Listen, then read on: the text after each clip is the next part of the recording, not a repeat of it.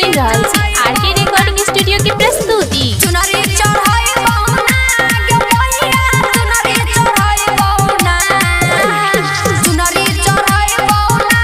कि नवा दिन चुनरी चढ़ाई बहुना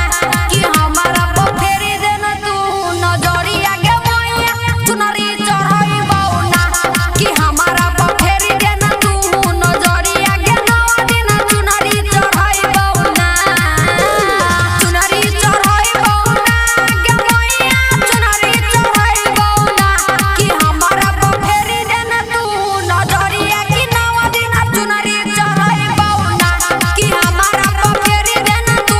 नजरिया गे मैया चुनरी चढ़ाई बहुना कि हमारा पोखरी देन तू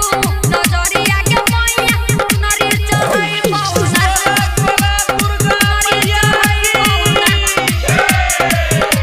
DJ Umesh music director DJ Rakesh Raj Premnagar Mohtari Nepal. के